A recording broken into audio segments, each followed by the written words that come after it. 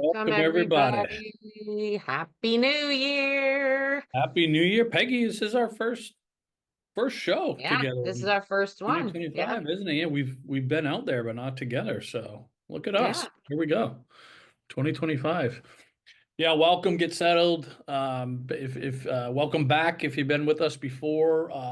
Welcome for first time if it's your first time. We'll give everybody a minute or so. We do have a lot to cover today, so we're not going to do too much in the way of chit chat and small talk and such.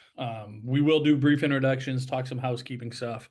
But really, we got a ton of content to cover over the next 59 minutes here. It's always fun for us. Tell us where you're at in the country or world for that matter. We're always very well represented geographically. For my LA people, I hope you are hanging in there, right? My wife is from LA. I got a ton of my brother lives in LA, so I have Yeah, my son's vacated. He's south, but Santa you had to get Monica. out So of if there. any of you are in that area, yeah, he went south. Santa Monica's still not hit, but it's right on the edge there with the Yeah. Palisades fire. So if So anybody's, I don't see any LA area, but if any of you have left there, safety, safety, thinking we're of all thinking of of you you guys, people in that part of the country. It's crazy. certainly. So yeah, appreciate that. And then again, here we go. As you guys are all seeing, we are all. Oh, I just saw South Bend, Indiana, Peggy. There we go. We were just talking about Here your we Bucks. go. Yeah, go Irish, baby. Big game tonight, so we're excited. Gonna get a little bit of work left to do here. So, my name's Matt Carpenter. I'm a founder at College Aid Pro. The year 2025 is a cool one for me. That means I've been doing this thing for 20 years, which is just wild. Um, but it's I'm addicted to it because it's such an awesome reward that we get to help people accomplish, right? Sending your kids to college and doing it in a way that hopefully is a little bit less stressful, a little bit more affordable. I mean, that's our job. And let me tell you, it's a gargantuan task. It gets harder every year, it gets more expensive every year, it's confusing, it's overwhelming. So again, you guys are obviously living that right now. It's our job to try to create transparency. It's our job to be a source of truth. So that's what we're here to do. On that note, we want you to ask your questions. Put them in the Q&A, right? As we're talking, put them in the Q&A. We will answer as many questions as we can. If we can't answer it, right, a lot of times we'll get questions like, I'm divorced. Who should fill out the FAFSA? How should I value my business? We can't answer questions like that without just having more information. And when we leave in 50 minutes or so here, we'll tell you if you didn't get your question answered, if you need more support, we'll tell you exactly what we can do. And there's a lot we can do, right? We can take over this process for you or at least kind of gut check where you're at. So we're happy to be here. I'm just north of Boston here in our office in Salem, Mass. Peggy, typically in Seattle. Let me get this right, Peggy. Jersey girl, living in Seattle right now in Tucson, Arizona. Oh, The you fairy got godmother of financial aid. Yes. Yeah. So, as Matt said, that's what we're here for. This process is convoluted, it's opaque, it's not transparent, and there's just a lot of things you don't know.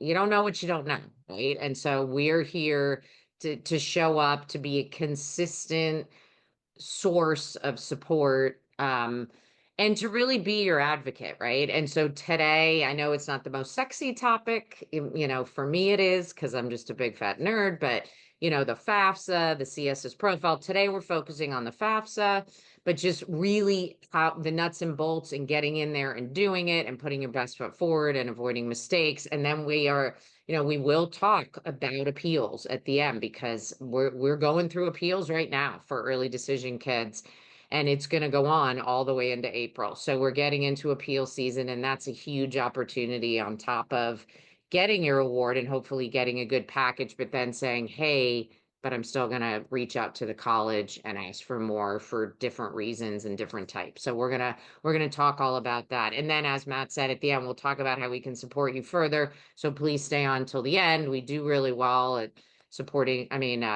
respecting your time and finishing in an hour. So we will do that. And as Matt said, give us your questions. We love questions. Put them in the Q&A. We'll remind you if you forget.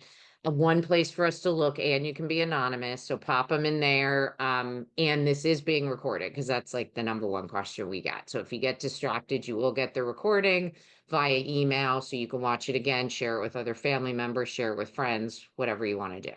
Okay. All right. So let's kick this off. I'm going to share my screen. So I know we have new people. I'll just do this one, Matt. I'll send it over to you.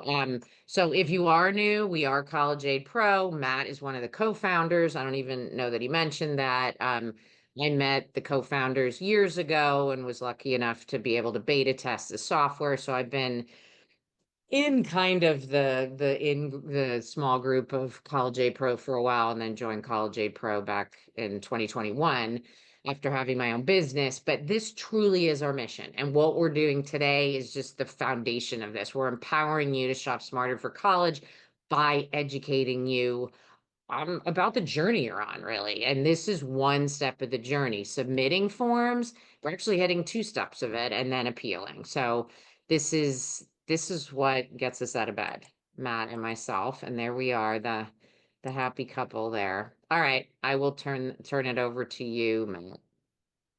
Oh, I could do this one. I'll do this one. So, hey, we have, if you are not already in our software, and I know a bunch of you already are, and so that's great. We have a free version. Matt's going to put a link in the chat. If you haven't set up your account, please do. Just go there, click get started for free. You might be thinking, well, my kid's a senior. I don't have other kids. Why would I do this now? It's too late. It's not, because we're talking about appeals. You are going to be able to upload award letters. Your child might have an award letter from ED right now. You can upload those. We're going to translate them for you. We're going to tell you if you should be appealing and why. So again, it's every step of the journey to when you're waving goodbye at the dorm. So please set up your account. There's some quick onboarding questions. If you don't know every answer right now, don't worry. You can go back in your profile and update all those answers at any time. So just strongly encourage you, for the people that haven't done it, get in there and do that for sure. All Yeah, right. because again, and to Peg's point, the first thing you identify is like, did I get a good offer? Is this a fair deal? How much more should I expect, if anything? Which again, we'll hit on at the end. So just like we always do, just want to zoom out before we get granular and into the weeds. And, why should we even care about FAFSA? Should I do FAFSA even if I'm not eligible for financial aid? To throw our hat in the ring to be considered for all types of financial aid, we got to do the FAFSA. And there's three types of financial aid. When we say financial aid, that means a discount from the sticker price at any college. And there's three different ways these are awarded, right? Need-based grants. These are discounts given based on your family's financial situation. Merit-based scholarships. These are discounts based on the student's credentials, right? And what that particular school is looking for in terms of students that they are seeking. And then finally, self-help financial aid. This is a sexy term for loans ultimately, but there's an incredibly advantageous loan that we recommend everybody take advantage of. And I'll talk specifics in a few minutes here, that you have to complete the FAFSA in order to execute that. Go ahead, Peggy. You can go to the next slide here. So when you complete the FAFSA, you're going to get there's going to be a dollar amount that gets assigned to the student, okay, or to your family, said another way. And that dollar amount, the term for that is Student Aid Index, okay? SAI is the acronym.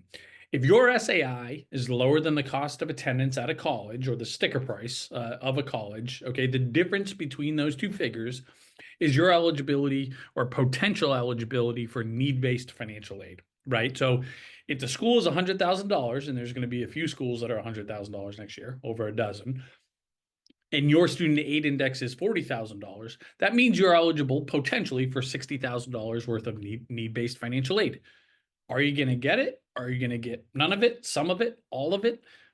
It all depends on the college, right? Now, for you guys, you don't have to second guess. You set up your account with us, so you know exactly how much financial aid Columbia gives versus UC Boulder versus UT Austin versus Michigan versus Miami, wherever you guys are seeking out. And again, you should have a great expectation of, or a really good understanding of what to expect at each of these colleges, both need-based financial aid and merit. But you have to complete the FAFSA in order for an SAI to even get assigned to you guys. Go ahead, Peggy. Next slide, if you would. So look at, just again, by law, large numbers here. a percentage of you are not going to be eligible for need-based financial aid, right? And there's no magic wand that I can wave, that Peggy can wave, or anybody can wave. That's just the deal. That's what the formula says. Okay. However, that doesn't mean that you can start paying $100,000 a year for college. Or maybe you can, but you don't want to. So how are you going to get discounts? Now, the number one way to do this is by figuring out who's going to give you merit-based scholarships, and I'll touch on that in a second here. Where and by the way, guys, even you class 2025 families, I know you're at the finish line here. It's not too late. We still have families that are applying to some schools that we know are likely to be great deals from a financial standpoint. And kind of hold that thought here. But another couple talking points before we go into the platform. Number one, some of these schools require the FAFSA and the CSS profile. So in other words, they require financial aid applications to be considered for merit-based scholarships, regardless of your financial aid eligibility. So again, just another reason why should I even bother? Well, do you want any discounts? Make sure that you are at least throwing your hat in the ring to be considered for schools in which that is relevant. Not every school offers scholarships. So that's just more of an FYI, right? If there's any underclassmen on here and you're starting to put your list of schools together, there's now about 100 colleges where scholarships don't exist, right? Ivy League schools, MIT, Bates, Bowdoin, Middlebury, these schools do not offer scholarships. If you're getting a discount, you're getting need-based financial aid. Okay. The last bullet point here is a really important one, and this is still relevant even if you are class 2025 family. You have to apply to competing colleges. Okay. Even if it is very common that for our clients, our families, we will recommend that they apply to certain colleges in which we know they have zero intention of attending. We're just going to use those offers as leverage, right? This is mission critical for everybody, but especially if you're not eligible for need-based financial aid, this is how you create leverage for yourself. And Peggy, if I can share my screen quickly here, I'll jump into the platform. So look at most of you guys have already created your account, which is great. So you know what your SAIs are even before submitting the FAFSA, right? The CSS profile, when you submit that, they don't give you your SAI. We do. Okay, that's this institutional SAI. It can vary because there's some factors like if you're divorced or separated. Some of these colleges look at both households. Some of them only look at one. If you own your own home, some of these colleges consider home equity fair game. Others don't at all, and others look at a percentage of it, right? There's kind of a spectrum there. All of that is baked into our algorithm and allows us to tell you what you should expect to receive at Boston College versus Columbia versus UC Santa Barbara versus UMass Amherst, right? Whatever it happens to be. So, and if you want to go search for schools specifically, right, that are going to give you the maximum amount of scholarships or financial aid, you use this part of the platform. So maybe you just say, hey, let's go through a couple schools that we know are going to give us a ton of scholarships. So you could just go say, hey, go show me schools that my kid likes, smaller schools. They want to be close to home. And there's any number of filters we can put in here, right? And they want to major in, whatever for whatever they're seeking, or if they're undecided, it doesn't matter, right? But then you can just say, go put all that criteria in there and rank order them based on who's going to give me the most in scholarships, right? So maybe Dickinson wasn't on the list, but damn, great school, and they're going to give us 43 grand, right? Clarkson wasn't on the list, but 40,000 regardless of our income. That's interesting. I might apply to one of these schools just so I can get this great offer and use it as leverage, right? If I am eligible for financial aid, again, we can sort just based on that. So that's one piece. The other place that right now, a lot of you, or if not right now, very shortly should be leveraging the platform. When you're accepted into a college, you're going to upload your financial aid award letter, right? You're going to take a picture of it or have the JPEG, PDF, whatever. The first thing we're going to do is translate it, because if you guys have received these, they're a little bit confusing, okay? And once you do that, number one, we will translate it. Number two, we will tell you, did you get a good deal? Are you like Boston College every year, but especially this year, that are under awarding, especially ED applicants, on average $10,000 to $15,000? We'll flag it and say, you should have got $15,000 more from Boston College. You have a very strong case to appeal. If it's a college that tends to be generous with appeals, we'll flag it. But either way, this is we are your kind of watchdog, so to speak, that's going to tell you, did you get a good deal? Even if you did, we're still going to try to go back and do better. But what we want to do is at least make sure that we Again, you have kind of a third party holding these colleges accountable. You're muted, my dear.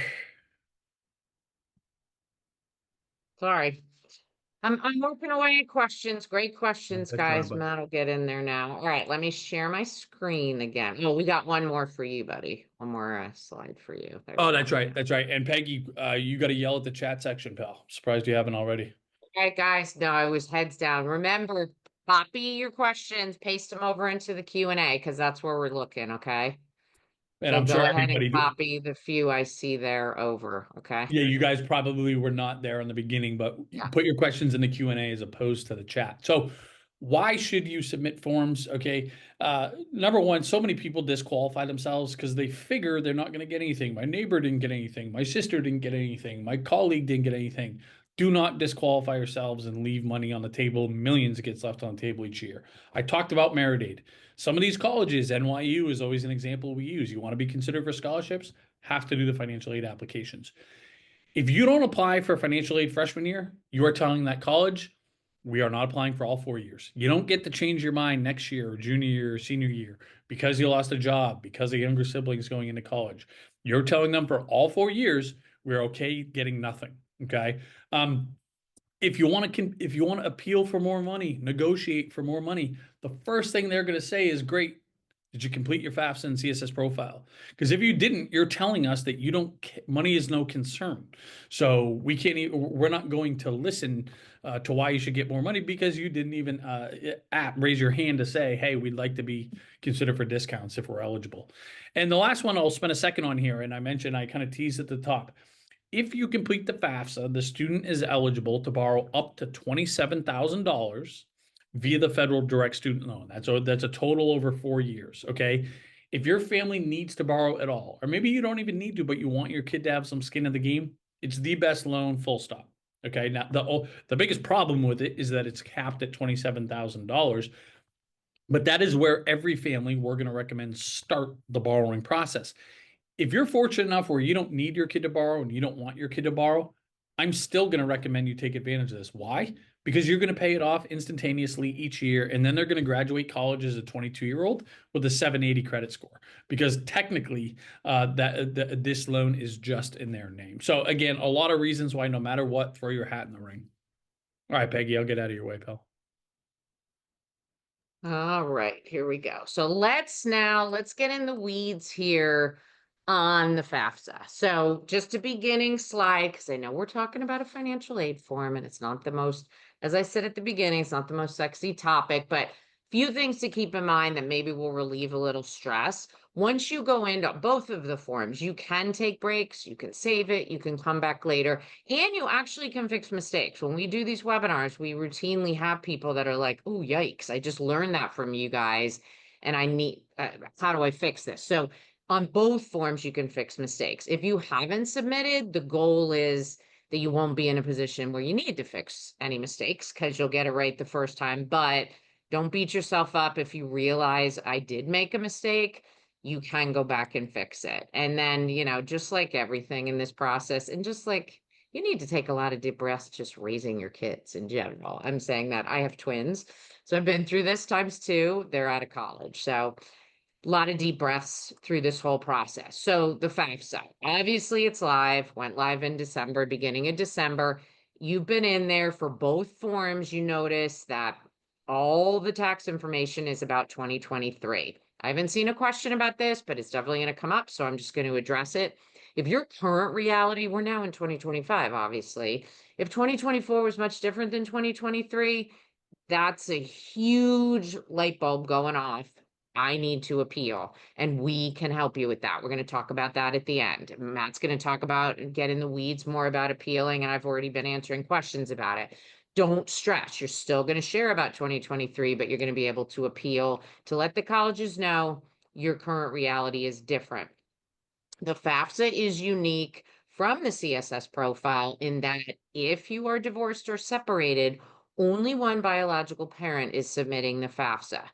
That parent is called the custodial parent, and that's defined as the parent who provides the most financial support on a year look back from when you're submitting the form. So I just met with a family yesterday, divorced mom and daughter.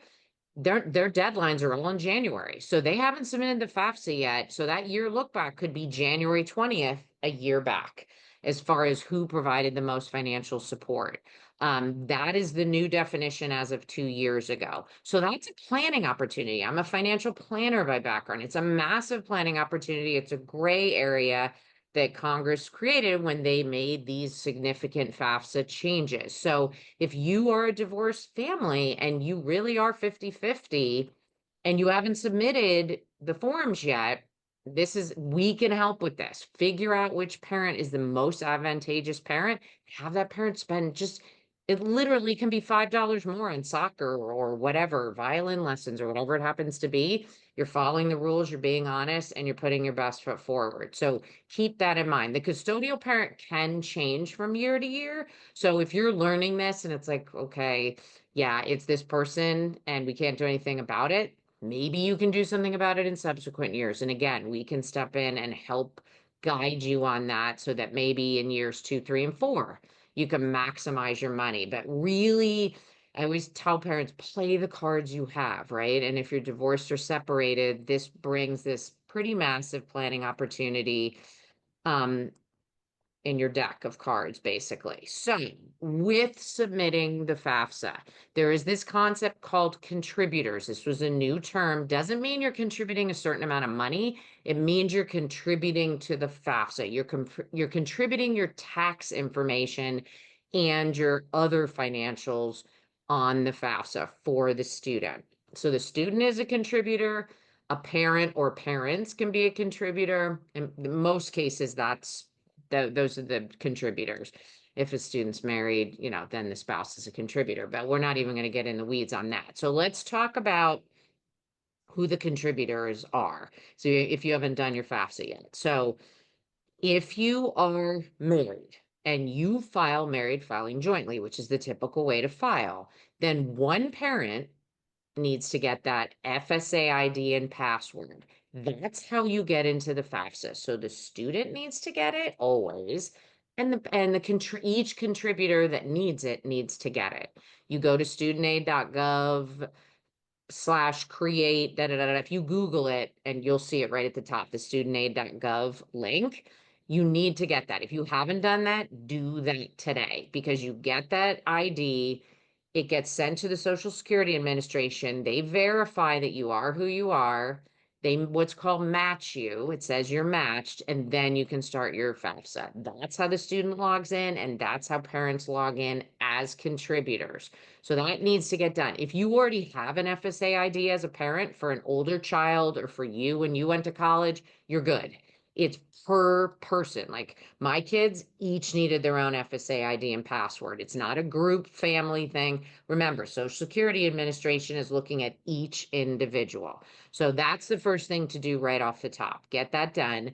Then, so as far as who needs to get it, married filing jointly, one parent needs to get it.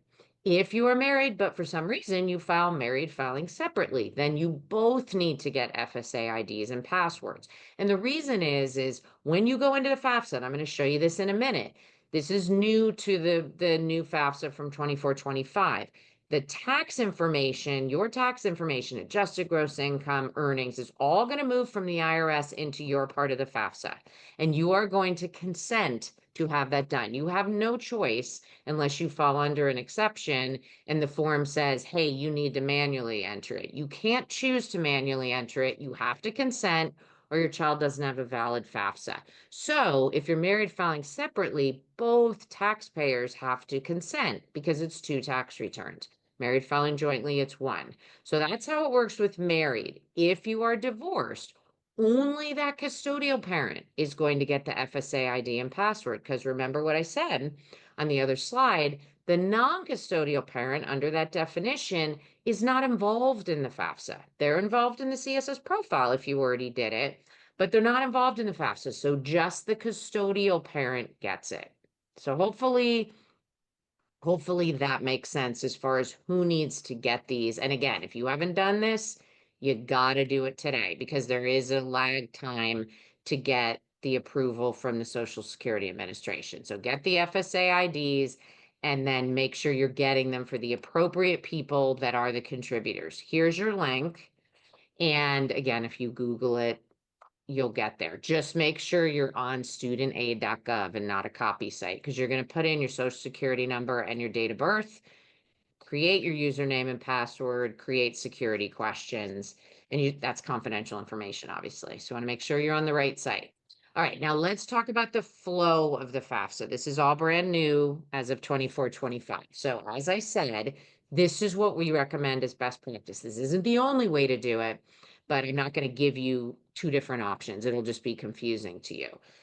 Go to FAFSA.gov and you're going to log in with your child using their FSA ID and password. And this is the flow. There's going to be some personal circumstances questions, easy to do. Then your child, and you could be there helping, you're going to invite yourself as a contributor. And I'm going to have a screenshot of that in a few minutes. That invite goes to you as a contributor. That's fine. Just keep going in your child's FAFSA, do the demographics. If they did a tax return, that information is going to flow from the IRS. If they didn't, which is common for kids, they didn't need to file, then you're going to enter it, enter all the colleges that this is going to go to. You can do up to 20, which is great. They sign, then you're going to go over to your invite in your email. You're going to enter as a contributor for your child's FAFSA. Your section is much shorter because you're automatically going to be linked, but you don't need to answer questions that your child already answered about themselves. You're going to answer some stuff about you, your financials, because most parents have filed a tax return, are going to move. And then you're going to sign, and then it's going to say, hey, you're done. And I got screenshots of all this, so you'll be able to have visuals. This is where you're going to go. Just go to FAFSA.gov, and it's going to take you to studentaid.gov/da-da-da-da. But this is easy to remember. Make sure you're going into the 25-26 FAFSA. Down below, it'll say 24-25 because that's still live. That's the wrong year. So click there. This is where you put in your FSA ID and password.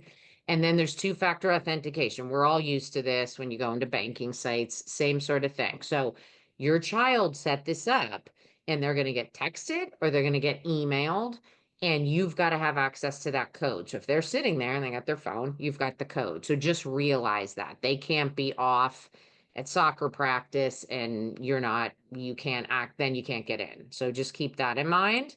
Then you're in. And you're going to say, all right, we're for our situation here, we're going to say, all right, we're the student. If it's the parent side, you say parent. If you're going through the invite, it knows you're the contributor. So you say student. Then there's a set of 4 videos. I recommend the first time, just watch them. They're not super long. It gives you some good information. You're brand new to this, right? You might as well get a little educated on the piece, on the process here and why you're doing what you're doing. Then this is the consent and approval part. You've got to read through this and say, yep, I'm giving my consent and approval for the IRS to move this. It's called the direct data exchange, to move this information into my part of this student's FAFSA. So you go ahead and take care of that. As it's doing it, it's going to tell you, hey, we're securely moving this information over. For most people, it's going to come through. It's going to say that it's done and you're good to go. If you get a message that it did not work, and there's a few exceptions, don't stress. Just fill in the fields that they ask you to fill in. And move forward, because there are certain if your tax situation, if you're like marital, if you were married filing jointly, for example, in 2023, and now you're divorced, that's going to kick that out because it doesn't want to move a tax return that's irrelevant into the FAFSA. So it makes sense. So you're going to have, and I would say in that situation, please hold tight till the end. We can guide you. That gets pretty complicated and you want to make sure you do it right. So let us help you on that piece if you fall in that camp. Then you can see up here, I've identified the first section. These are the ones right off that graphic. There's a few questions in this section I just want to go over, but take your time, read the questions, and click what's appropriate. if the student, unfortunately, most students don't have these unusual circumstances. If they do, they need to say yes. And there'll be some other pages there telling them how their process is going to flow. Most students are going to say no. I'm not a victim of human trafficking. I'm not incarcerated, da da da da. But if it's yes, then it needs to be clicked as yes. This section caused a lot of confusion last year when it first rolled out. This is basically asking for most families, the answer is going to be no. Are the students' parents refusing to provide their information? So most parents are going to provide their information. If they're not, then you mark yes. And what it's going to say is, are you sure? Are you sure you meant yes here? Because you will probably not be eligible for federal student aid and at most colleges aid as well. So it gives you a little, are you sure? For most families, that's going to be no, because the parents are going to submit their information. Okay. It's great that they created this pop-up page to kind of make sure people aren't making that mistake. Then they're going to ask about a little bit about the parents. Are you married? Are you divorced? That kind of thing. And then that invite is going to pop up. This is what I talked about a few minutes ago. The key thing here is when you enter the information for that invitation, it needs to perfectly match how that person set up their FSA ID. So if you put your middle name in there and you didn't hear, that could cause an error. So just have it make sure it perfectly matches, and you can go log into your account and see how you did it if you don't remember. That's the key thing here. Send that invite and keep moving through the FAFSA. Then you get into the demographic section. I don't have a lot of screen prints here. It's pretty straightforward questions that are easy to work through. Then we get into the financials. So if that student, did the student file a 2023 1040? A lot of kids are going to say no. And then you're going to enter the tax information, adjusted gross income, earnings, taxes paid. If you say yes, then it's going to move that information. In the financial section, there's going to be the student and the parent section are pretty similar. Everybody, unless they fall into a certain exception, are going to be asked about their assets. They're going to be asked about checking and savings and net worth of investments, as well as business value. If you don't have a business, you just put zero, right? If you have any sort of business, even if it's just you and it's a small business, you need to put a business value. This is another place that we step in and help families, hundreds and hundreds of families, because you don't want to overvalue your business. And some business actually have a zero value. And some people feel like they're lying if they do that. So let us guide you on that if that's applicable to you. On the parent side, you're going to have to put your family size. It's going to default and put a family size there. Insider tip, it's usually wrong. So don't just whip through that and go, well, they already populated it, I'm good. Make sure it's correct. And it gives information about who you should include in that family size. For example, an older child that you're paying for their college, even though they don't live in the house because they're in college and they're away, they're part of your family size. So don't be shy about updating that. The bigger the family size, the better for financial aid. So make sure that that is correct and check that number. As I said, most people on the parent side especially are not going to be putting in adjusted gross income and taxes, but most people are going to be putting in the asset piece. So that's what you're going to see on the financials page. Then you're in the colleges section. You can see over here, we're almost done. Put in all the colleges, answer all the questions that they ask about the colleges. Make sure you're picking the right campus. If it's like UNC and there's Chapel Hill and there's Wilmington, and make sure you're picking the right one. Make sure you're not picking law school when it's undergrad. You might laugh, but people do that and then they haven't sent it. And if your child has more than 20, it seems like a lot to me. I'm not a counselor, but if they have 22, you got to submit it with their top 20 and make sure you're looking at deadlines when you do that. And then you're going to have to wait for it to process, go back in, delete some, and add the other two schools and send it again.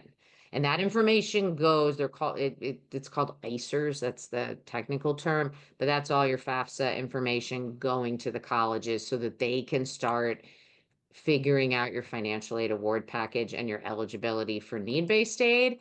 Then you get to the end.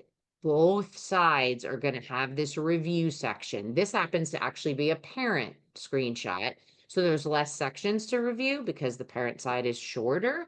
Just click on the little caret and give it a look over. Make sure nothing jumps out. Maybe if you're married, have your spouse come over. Make sure you don't have an extra zero on your checking account. You know, something like that where you're missing something. If everything looks good, then you move on to the next page. You're going to click the box to sign and hit sign and submit. This is for each section. Then it's going to say, we finished the student section. It's going to say, all right, you're almost done. You've told us that you've got Mark Price as your contributor. You already sent the invite. Make sure that person does it. And so then they're going to go in, do their sections. Once they get in there, they accept the invitation from Jenny. So Mark is accepting Jenny's invitation. Jenny's the student. Mark goes through, consents, the data moves over, signs, and then when it's all done, it'll say, congratulations, it's complete. It might look like this with an estimated student aid index. Don't worry if it doesn't. The main thing you want is a completion date. You've got the data release number, screenshot this, print a PDF, whatever you want to do so that you've captured it. Your child should get an email that says, your FAFSA is complete, and then they can log in and see what's called their FAFSA submission summary. It's probably not going to be there instantaneously. It might take a day or two. That's where you can see the official SAI. You can make corrections and all that sort of stuff. That's on, and I answered that question in the Q&A already.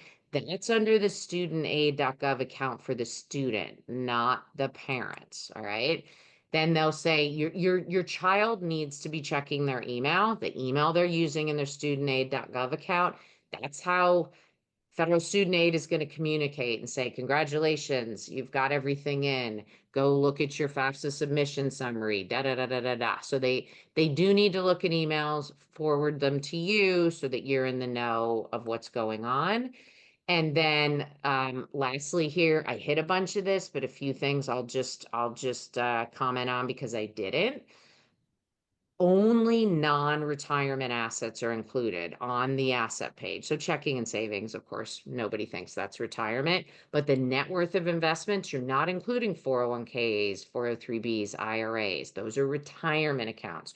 So only your non-retirement money. That's a big one because a lot of people have nice retirement, but they don't have a lot of non-retirement.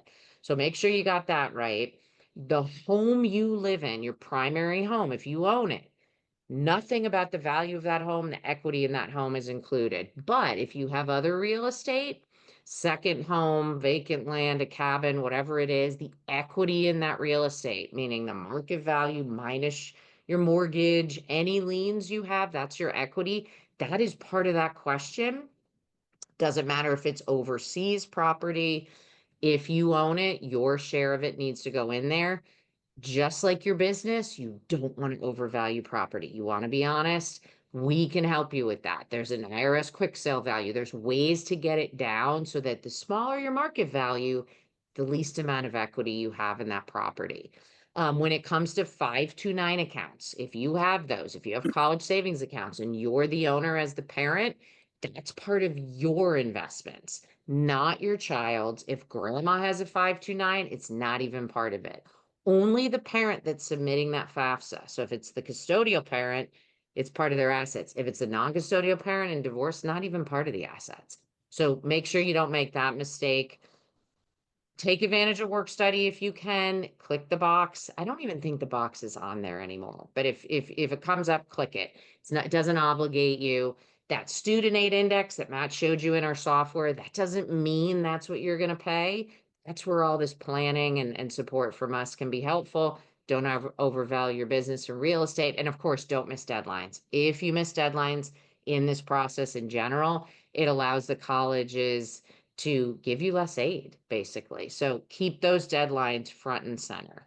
So hopefully that gives you a great overview. I know it was fast, and I'm going to turn it back over to Matt so we can talk about appeals. We've talked about this a lot, and I'm sure a bunch of you are, it's on the tip of your tongue, all these questions about appeals. So I'll turn it over to you, Matt.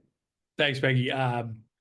Yeah, I wonder who talks faster, me or you. We could give each other a I don't good know. for each other's money, I think. Um, but there's too much stuff to talk about, Peggy, and we get too excited too, right? Combination of those things.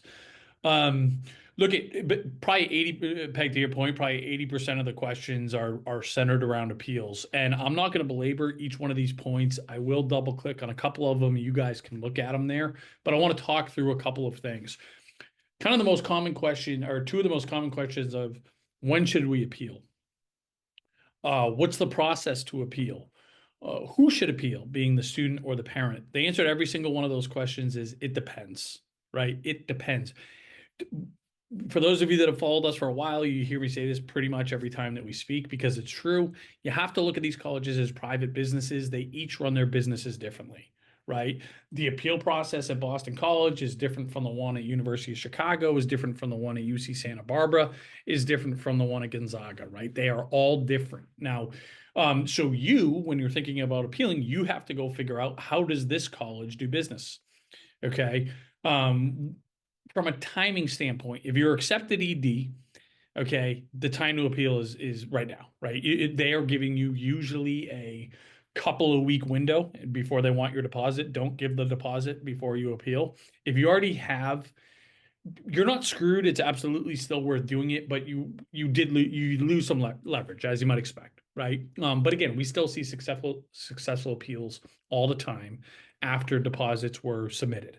But again, if you haven't submitted your deposit, do not also ask for an extension. So you're going to reach out to your school, say we need to appeal. You're going to ask for an extension. That's by no means guaranteed, but it's also how you are starting to create some leverage by saying like, okay, we're serious. We need to see if we can get this to be a more affordable option before we sign the dotted line and submit our deposit. Okay, it's kind of the first thing, the first chip that you are using in this tactic here, right?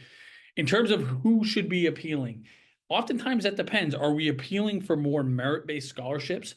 Generally speaking, again, there's exceptions all over the place. Every college is different. Generally speaking, it should be the student that should be the loudest voice in the room if we're appealing for more merit. If it's need-based financial aid, usually that makes sense for the parent to be driving that conversation because we're talking about things like tax returns and how we're valuing the business and how home equity comes into play. And by the way, if we are a homeowner and we apply to a college that considers home equity to be fair game, that is something we always want to appeal, even if we have nothing else to appeal. Okay, so that's a very, very important thing that we want to be aware of, right? To know that these colleges consider home equity, and you probably don't want to sell your home in order to send your kids to college, right? So that's something that we want to lean heavily on, something that we've been incredibly successful with, not just this year, but the last couple of years. And then another thing that I'm just going to, Peg spent a lot of time talking about, we got tons of questions around, as we always do, divorce, separated families, split households, okay? I don't want to say a dirty little secret. I'm not sure what an appropriate term is, but colleges that use the institutional methodology, which is most of the colleges that require the CSS profile, and there's other schools that don't have the CSS profile, but for example, U Chicago or Princeton, these are colleges that use the institutional methodology but have their own applications. Technically speaking, if you are remarried, right, you're divorced from the student's biological parent and you're remarried, and maybe your ex-partner is as well, they're not supposed to consider step-parent income and assets. They're not supposed to. Schools that use the federal methodology and only require the FAFSA, it is crystal clear. They include step-parent income if that step-parent's on the FAFSA, right, and their assets. Fair enough. That's transparent. I don't agree with it, but that is how the rules are stated. They're not supposed to do this, okay, at institutional methodology schools, and they almost always do. So when we challenge them on this, that is where we will see, and we've had appeals already this year, $50,000 more dollars, $40,000 more dollars, $35,000, $20,000 more dollars, right? These are all real numbers from just this year, because we're basically catching these schools going, hey, you weren't supposed to count step parent income and assets, and you clearly did. Oh, our bad. Here it is. We'll make you whole, right? So this is something that again we want, and all this also, guys, is in our. And I'm going to talk about how we can help you specifically in a second here. All this is baked into our. If you haven't created an account yet, we tell you, is it an institutional methodology school, right? So that probably means they consider home equity. Um, things like this, is it a FAFSA only school? So we know they're not looking at the other household. Okay. And again, these are just some of the best practices and just some themes here, right? We want to make this a human process. We want to let the financial aid office know best day of our lives when our kid got accepted to our dream school. Worst day was 2 weeks later when we saw that we might have to tell them we can't afford it, right? We want to spoon feed them reasons to give you more money. We want to leverage colleges against one another. We want to ask for specific dollar amounts, specifically in need-based cases. If we're a business owner, we want to challenge them on how they valued our business. If we own our home and they consider that, we want to challenge them on this. And of course, we want to be persistent. We want to make it crystal clear. This is this demonstrated interest that if we can make the money work, we're going to that school, but do not be a jerk, right? We have a lot of financial aid counselors that are Peg and I's colleagues and friends are part of our team, right? You guys can have the opportunity to meet with the director of financial aid at Harvard, at MIT, the former director at USC, the director of scholarships, University of Oklahoma. These guys are currently or formerly employed at these colleges. They've been on the other side of the desk. They're incredible at helping families figure out how to get more money from schools because they know what has allowed them to give more money, right? But I share that to say anecdotally, they take the interaction seriously. If you're a jerk, they don't want to work with you for the next 4 years, right? Ryan and Josh and those guys will always tell us, and Mike Hinderman will always be like, I even if they have a strong case, I'm just kind of like, why would I want to deal with them for the next 4 years? So keep that in mind. The kindness is always going to prevail here. It doesn't mean you can't be firm and you can't be persistent, but kindness is going to prevail. And Peggy, if I could share my screen for a second here. Yep. Let me So just there's take a couple of things that I want to walk you guys through in terms of how we specifically can help you. And there's kind of three options that you guys have here. And Peg will, and by the way, we're running, Peg said at the top, a promotion just for today, 20% off. But you fit into one of these three buckets, right? Some of you are behind in this process and you really need us to take over now. If you haven't done the FAFSA and CSS profile yet, you should seriously consider our Wake Me Up When It's Over service. I'll talk through specifics in a second here. If you haven't done the forms yet and you're just kind of freaked out by those forms, we have a lower price point with less deliverables, but we can at least take care of the forms for you. Now, again, there's urgency here, obviously, because of today's promotion, but it's also kind of now or never if you're class 2025.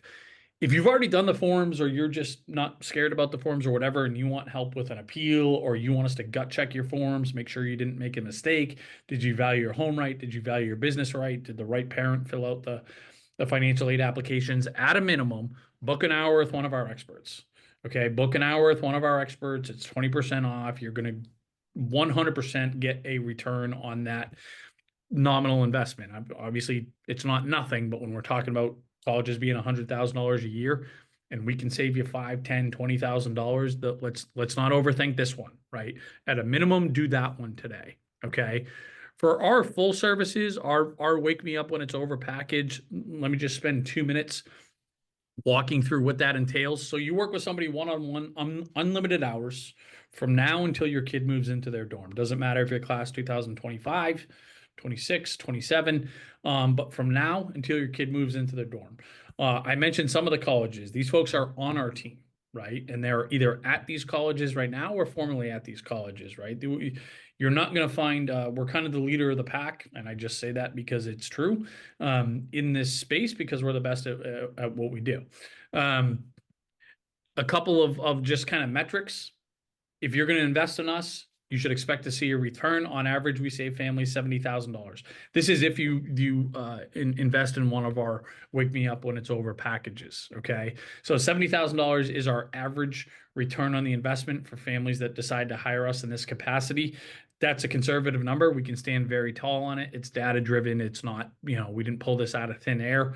Again, we are happy to support that number. So that's what you should think about. When you are looking at this. Okay. Now, so what do you get with those unlimited hours one-on-one now until your kid moves into the dorm?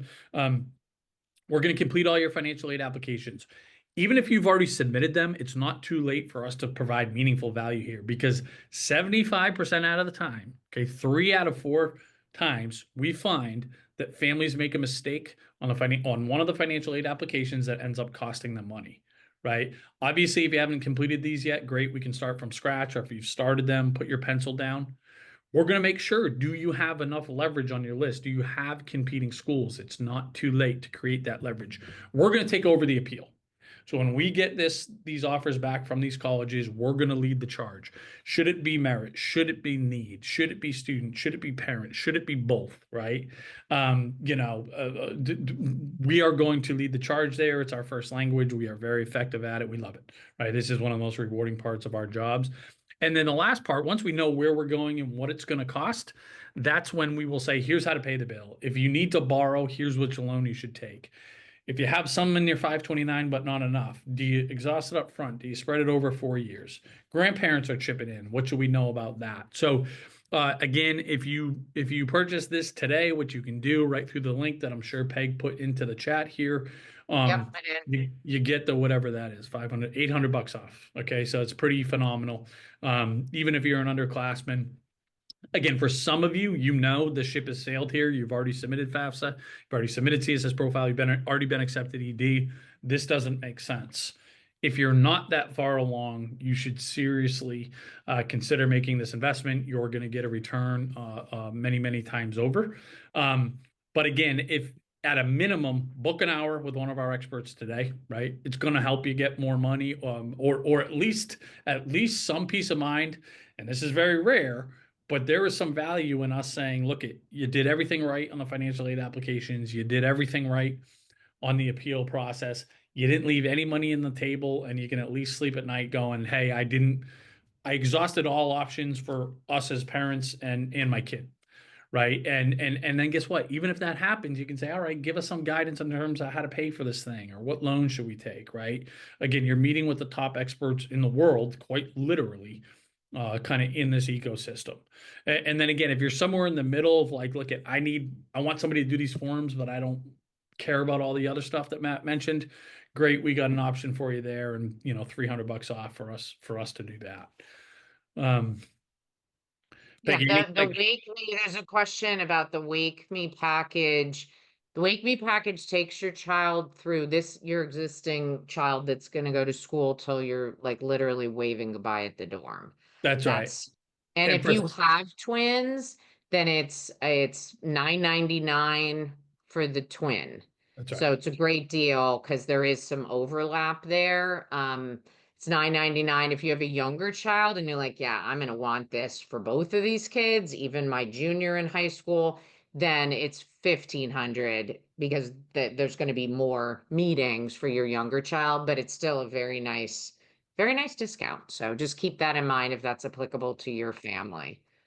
Yeah. So and then the other the other thing that I should mention here is that so the $27.99 will get your kids off to college. Subsequent years for us to do everything again is $399, so $400 basically, right? Now it's a decision you make on an annual basis. Most of our folks stay with us for all 4 years of college, but that's a decision I make on an annual basis. Okay. Okay, and then somebody saying, "Hey, can I? It really sounds like I want this Wake Me Up When It's Over package, but I'm not. I'd like to call somebody first. Write into support@collegeaidpro.com, okay, and we will connect you with somebody on our team today, where you can ask a couple questions. It's again, if you're just thinking about the Wake Me Up When It's Over package, we'll connect you with somebody on our team to help answer any particular questions for your family. Again, if you know that's not something that you're interested in, just again sign up for the hour, and we Yeah, can and go. did you show them how to do the hour? Did you show them how to do the hour? Yeah, no, I didn't. So let me do that. So if Yeah. just to yeah, so if you're on the free version of the platform, okay, it will say upgrade right here. So mine says talk to an expert because I'm on a premium version, okay? So you're going to hit upgrade, okay? And then one of the options is going to be software plus expert. You're going to choose the software plus expert option. Then you're going to put in your coupon code and pay right there. And then after you pay, that's when you can book your one hour session, and you can say, hey, I want to meet with the next available. I want to meet with somebody tonight, right? Or I want to choose a particular expert. And you can see on our website, where kind of the background for all of these folks. And then on the if you want to sign up for our Wake Me package, right, you just either scan the QR code or click right here. Okay, and you can say I want to do monthly. Or the monthly does have a financing fee of 5%. So please, we say it in here, but just to be crystal clear. So if you want to do one time and you just pay through here and you add your promotion code 2025, you hit apply, and you'll see that $700 excuse me, come off there. And I just put that link again to the proposal in there as well. But again, if you go to do this after we finish in a minute and you're like, oh, I can't find it, just email support@collegeapro.com. Say, I wanted to sign up for the Wake Me. I can't find it. And our support team will get back to you right away. Yeah.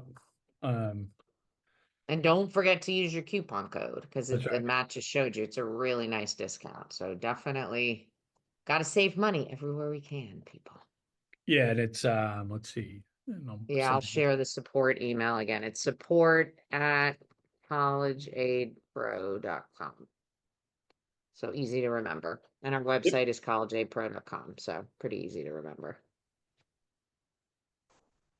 All right. So yeah, yeah, make sure guys take advantage of that today. Again, it's pretty, this is as kind of deep as we discount. Yeah, the coupon works for the hourly as well, guys. So same thing. It's 2025. So just go sign up, put in your discount code at checkout, and you guys will Yeah, and be you don't have to schedule it immediately if you need to get with your spouse to figure it out. You can just lock in the discount and then come back tomorrow morning and do it. You can actually book multiple hours. You do have to schedule your first one if you want to use the coupon again.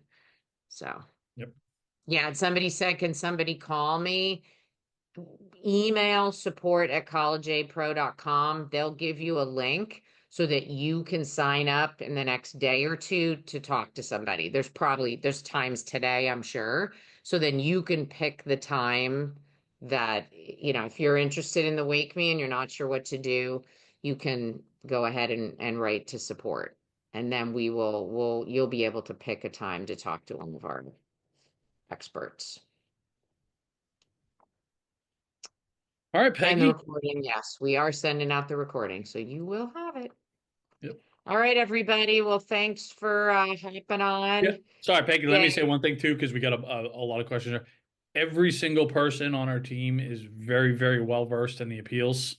So there's no real one's better than the other. The only two that you would not suggest here is Ashley Workman and Brian Ford. Those are kind of admission specialists. So again, that's yeah, everybody everybody else. else You're going to is be in an great expert. hands. Those guys they're purely focused on working with your student on And the just so you admission know, as side. early as just a couple hours ago, we were all meeting as a team talking about specific appeals. We have our specific Slack channel saying, hey, I have a family that's appealing to this school. Here's the situation. So, yes, you'll be interfacing with one person, but we are very much uh, a team here, right? Helping one another out. So, Yeah, yep. absolutely. Yeah, and guys, I know as promised at the top, we promised we would not be able to get to every question, right? We're outgunned here, so don't take it personal if yours didn't get answered. Most questions did not get answered, although about 100 did. So we did our best, but that's again, that's just kind of the reality of these things. So, all right. Thanks, everybody. Appreciate you. Have a good one. Bye-bye.